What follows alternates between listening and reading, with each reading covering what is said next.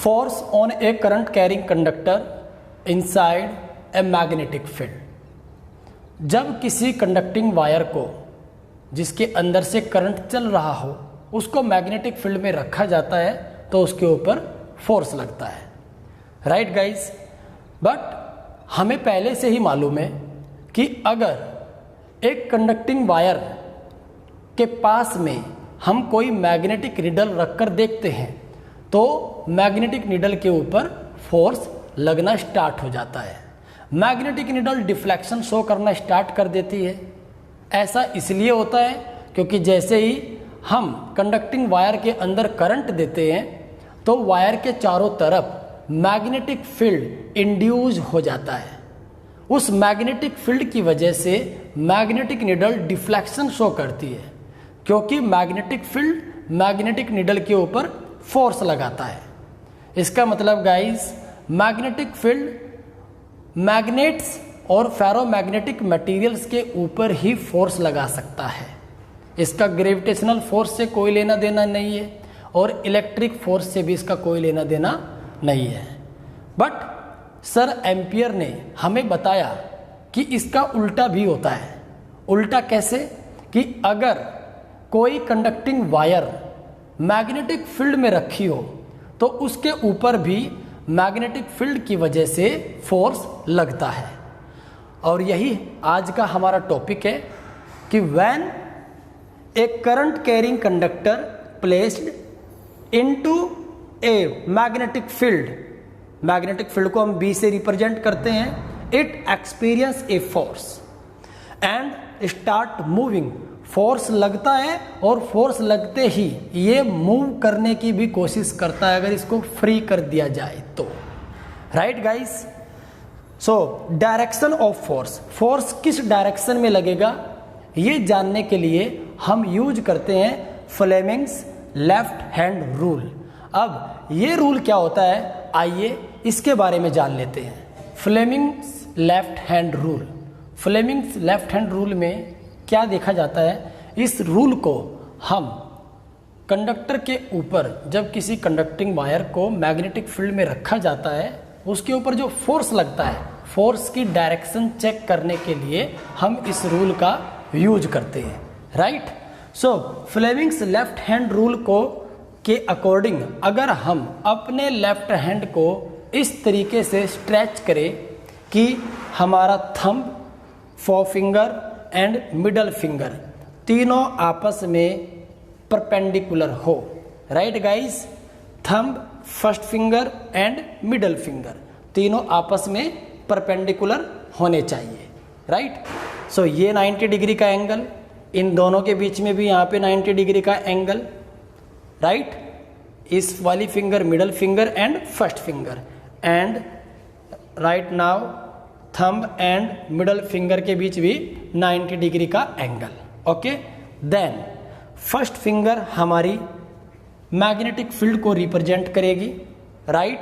And middle finger को हम current की डायरेक्शन में रखेंगे जिस डायरेक्शन में करंट जा रहा होगा, ओके। फर्स्ट फिंगर को मैग्नेटिक फील्ड की डायरेक्शन में रखेंगे।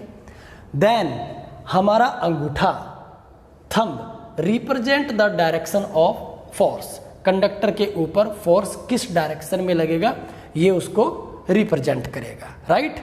सो F for force, magnetic field and current, M for magnetic field, C for current. So father, mother, child, इस नाम से भी हम इसको याद रख सकते हैं, father, mother, child. Force, magnetic field, current, right. And Fleming left hand का रूल हम फोर्स की डायरेक्शन चेक करने के लिए करते हैं, राइट गाइस।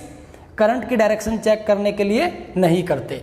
करंट की डायरेक्शन चेक करने के लिए हम फ्लेमिंग्स राइट हैंड रूल का यूज करते हैं, ओके गाइस। सो एक एग्जांपल देखते हैं, magnetic field north to south, right, and this is wire. ये कंडक्टर है, इस कंडक्टर का ये पॉइंट ए, ये पॉइंट बी। कंडक्टर के अंदर करंट पॉइंट ए से बी की तरफ जा रहा है, राइट। अब इस कंडक्टर के ऊपर फोर्स किस डायरेक्शन में लगेगा ये चेक करते हैं। सो सबसे पहले मैं जिस डायरेक्शन में हमारा मैग्नेटिक फील्ड है, हम अपनी फर्स्ट फिंगर को, पहले तीनों को आप म्यूचुअली परपेंडिकुलर कीजिए। तो फर्स्ट फिंगर को हम रखेंगे मैग्नेटिक फील्ड की डायरेक्शन में, राइट। मिडल फिंगर को करंट, अब करंट ऊपर जा रहा है तो हम मिडल फिंगर को ऊपर की, देखो फर्स्ट फिंगर को वहीं पे रखना है, इसकी लोकेशन चेंज नहीं करनी है, राइट। मिडल फिंगर को हम अब ऊपर की तरफ करेंगे। Now direction of force like this, inward, अंदर की तरफ। तो इस कंडक्टर के ऊपर फोर्स अंदर की तरफ लगेगा गाइस। तो अंदर वाली डायरेक्शन को हम पेपर के ऊपर कैसे रिप्रेजेंट करते हैं? सो जो परपेंडिकुलर होती है और अंदर की तरफ होती है, उस डायरेक्शन को हम एक सर्कल बनाते हैं और सर्कल के अंदर एक क्रॉस लगाते हैं, राइट। जैसे कि हमने पिछली वीडियो में इसके बारे में डिस्कस किया था कि ये साइन ऐसा क्यों बनाया जाता है। सो ये हमारा इनवर्ड, राइट गाइस। कोई भी आप एग्जाम्पल्स ले सकते हो। एक एग्जाम्पल लेते हैं, मैग्नेटिक फील्ड हमारा इस डायरेक्शन में है और ये डायरेक्शन है हमारी नॉर्थ,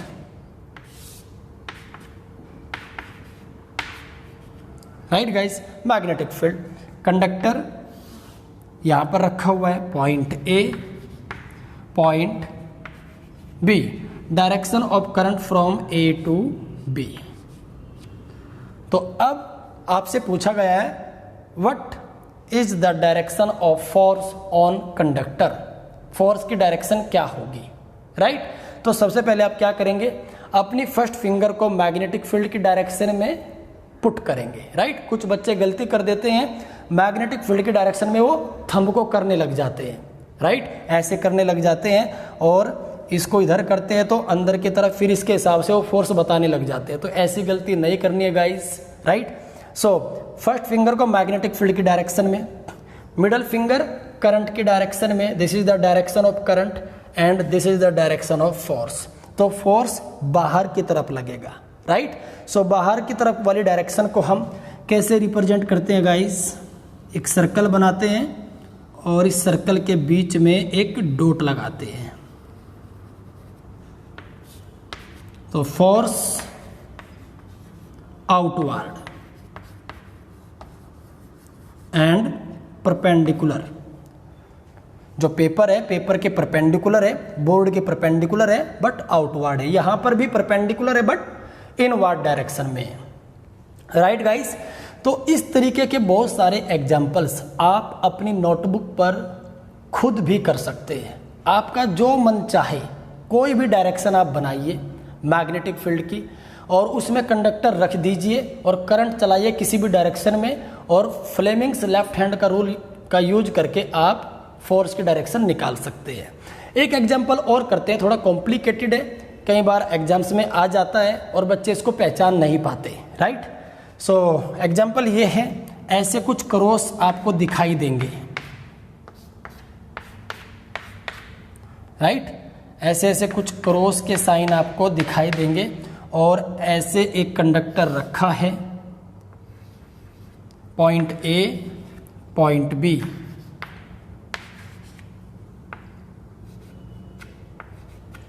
और करंट की डायरेक्शन आपसे पूछिए, राइट गाइस। अब आप क्या करने वाले हैं, सबसे पहले आप पहचानने की कोशिश कीजिए इस वाले डायग्राम में दिया क्या गया है।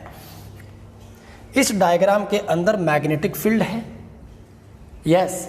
ये जो क्रॉस के साइन आपको दिखाई दे रहे हैं ये मैग्नेटिक फील्ड है और इस मैग्नेटिक फील्ड की डायरेक्शन अंदर की तरफ है, इनवर्ड, परपेंडिकुलर है बोर्ड के और अंदर की तरफ है, राइट। सो कंडक्टर हमारा ऐसे रखा हुआ है, this is the direction of current I. So force किधर लगेगा, मैग्नेटिक फील्ड की डायरेक्शन में फर्स्ट फिंगर, राइट।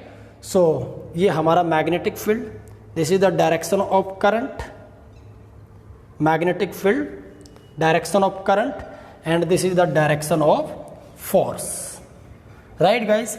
तो फोर्स ऊपर की तरफ लगेगा, this is the direction of force, force north direction में लगेगा,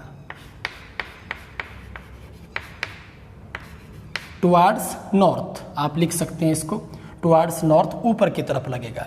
सो गाइज, अगर कंडक्टर मैग्नेटिक फील्ड के पैरेलल है तब उसके ऊपर कोई फोर्स नहीं लगेगा, ये ध्यान रखना। इस तरीके के बहुत सारे एग्जाम्पल आप खुद भी ट्राई कर सकते हैं और इस लेफ्ट हैंड रूल का, फ्लेमिंग्स लेफ्ट हैंड रूल का यूज कहाँ पर होता है, सोचिए कहाँ पर यूज करेंगे, जनरेटर या मोटर। सो गाइज, फ्लेमिंग और मोटर के अंदर फ्लेमिंग्स लेफ्ट हैंड रूल, क्योंकि मोटर के अंदर हम आर्मेचर हमारा किस डायरेक्शन में मूव करेगा उसकी डायरेक्शन चेक करने के लिए इसका यूज करते हैं, और जनरेटर के अंदर हम करंट की डायरेक्शन चेक करने के लिए राइट हैंड रूल का यूज करते हैं। राइट गाइस, फैक्टर है जिनका कंडक्टर के ऊपर लगने वाले फोर्स के ऊपर फर्क पड़ता है। राइट, तो सबसे पहला फैक्टर जो हम डिस्कस करने वाले हैं, कंडक्टर किस तरह के मैग्नेटिक फील्ड में रखा है। क्या कंडक्टर एक कमजोर मैग्नेटिक फील्ड में रखा है या फिर कंडक्टर एक स्ट्रॉन्ग मैग्नेटिक फील्ड में रखा है। राइट गाइस, अगर वो कमजोर मैग्नेटिक फील्ड में रखा है तो उसके ऊपर लगने वाला फोर्स भी कम लगेगा, उसकी स्ट्रेंथ भी कम होगी। राइट, अगर वो स्ट्रॉन्ग मैग्नेटिक फील्ड के अंदर रखा है तो जैसे हम करंट देंगे तो कंडक्टर के ऊपर लगने वाला फोर्स की स्ट्रेंथ बढ़ जाएगी। So force depends on strength of magnetic field. Magnetic field को हम बी से रिप्रेजेंट करते हैं। So force directly proportional to B, मतलब जैसे मैग्नेटिक फील्ड बढ़ेगा कंडक्टर के ऊपर लगने वाला फोर्स भी बढ़ जाएगा। सेकंड फैक्टर जिसके ऊपर हम बात करेंगे वो है करंट। ये भी देखा जाता है कि जो कंडक्टर हमारा मैग्नेटिक फील्ड में रखा है उसके अंदर से कितना करंट जाता है। राइट, जैसे हम करंट को बढ़ाएंगे लगने वाला फोर्स और बढ़ जाएगा। So force also directly proportional to current. And third जो फैक्टर है हमारा वो है the length of wire of conductor. Conductor की लेंथ कितनी है। सो गाइस, जितना लंबा कंडक्टर होगा फोर्स उतना ज़्यादा स्ट्रॉन्ग लगेगा, फोर्स की वैल्यू उतनी ही ज़्यादा होगी। Right, so F directly proportional to L। Equation number third, from equation first, second and third हम एक फॉर्मूला बना सकते हैं, F directly proportional ILB। Right guys, so ये क्वेश्चन बहुत बार आता है 10th के एग्जाम्स में। आपको फ्लेमिंग्स लेफ्ट हैंड रूल ना देके और मोटर के बारे में ना पूछ के सिर्फ सीधा ये पूछ लिया जाता है कि वो कौन कौन से फैक्टर है जिनके ऊपर लगने वाला फोर्स, कंडक्टर के ऊपर लगने वाला फोर्स डिपेंड करता है। राइट, तो वो 3 फैक्टर है गाइज, करंट और हमारा magnetic field and length. Guys, fourth factor होगा angle, angle between conductor and magnetic field. अगर एंगल 0 डिग्री हुआ मतलब कंडक्टर मैग्नेटिक फील्ड के पैरेलल हुआ तो लगने वाला फोर्स भी 0 होगा। अगर एंगल 90 डिग्री हुआ तो फोर्स मैक्सिमम होगा। तो 0 और 90 डिग्री के बीच ये फोर्स वेरी करता है, कम और ज़्यादा होता है। मैक्सिमम 90 पे होगा और मिनिमम 0। Thank you guys.